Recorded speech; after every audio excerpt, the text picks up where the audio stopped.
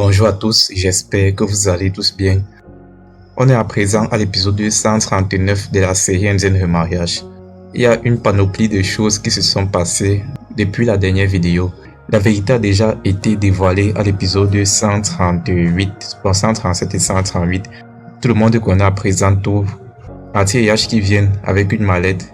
La femme de Akash qui les empêche, qui les arrête, disant qu'ils sont venus pour les acheter avec des billets, pour acheter leur silence, pour qu'ils s'en aillent très loin de tout le monde et que la réputation de la famille reste intacte.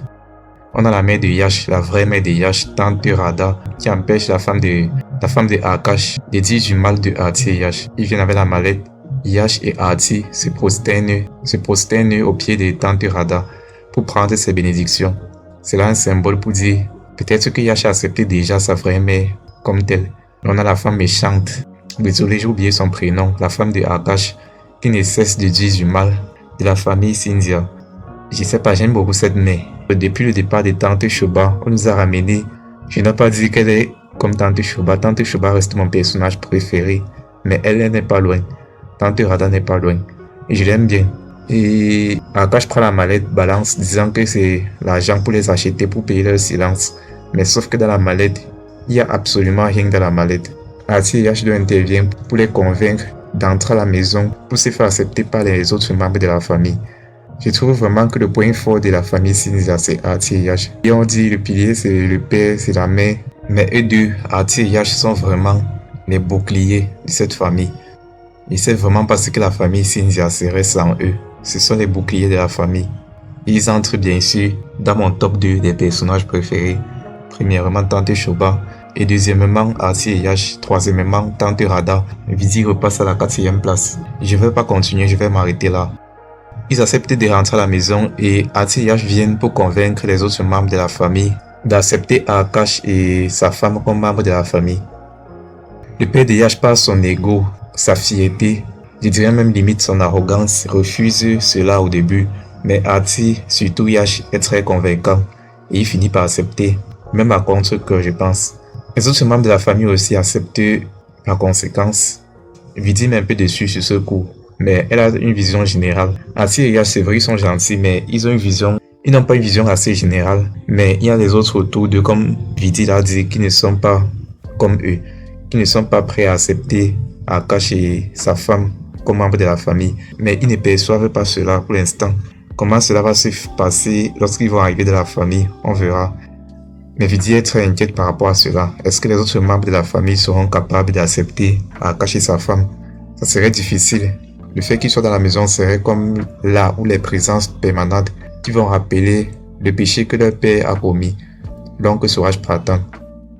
Donc ils acceptent et ils les accueillent à la maison, même si c'est assez froidement. Ça se voit qu'ils ne sont pas vraiment d'accord. C'est pour l'instant à contre-cœur. Mais est-ce qu'ils pourront les accepter, même avec sa méchante femme? Celle vraiment que je n'ai aucune confiance en elle. Akash peut-être pourra s'intégrer, pourra changer au fur et à mesure, pourra être un peu plus dressé. Mais est-ce que sa femme le pourra? Je ne crois pas. Mais l'avenir nous le dira. Et même la mère de Yash, la vraie mère de Yash, Tante Radha, entre dans la maison. Et j'ai aimé cette partie où Tante Maya dit, après tout c'est sa vraie mère. C'est vrai, Tante Radha vient d'arriver, mais je l'aime déjà bien, je sais pas pourquoi. Instinctivement, je sais pas, elle m'inspire confiance. Et je la mets déjà dans le top 3 de mes personnages préférés derrière Aarti et Yash et Tante Shoba. Je n'ai pas aimé cette partie, vraiment pas. La méchante, la femme de Akash, regardez très bien ce qui s'est passé. Elle a d'abord observé attentivement le sari sur la photo et elle allait choisir le même parmi les autres. Tout cela pour faire du mal à Aarti, pour nuire à Aarti et Yash. Ça prouve la méchanceté, le vice qu'elle a. Et ça me plaît vraiment pas. Et même après, on peut le voir avec son mari. Je l'aime tout simplement pas. Elle m'inspire vraiment pas confiance. Akash tente tant bien que mal à s'intégrer. Et aussi ses autres frères essayent tant bien que mal à l'intégrer. Est-ce qu'il pourra vraiment s'intégrer de même que sa méchante femme auprès des belles filles? Est-ce qu'elle pourra s'intégrer? L'épisode finit où Tante Maya appelle une personne secrètement, on ne sait pas qui c'est, peut-être un nouveau personnage qui va faire bientôt son apparition. On verra dans les prochains épisodes. Et Aarti la surprend.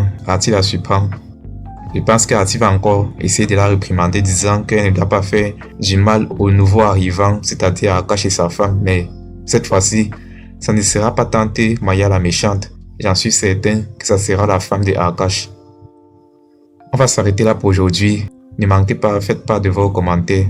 Prenez soin de vous et de vos proches. Faites la paix avec vous-même et avec vos proches. Et on se dit à très bientôt.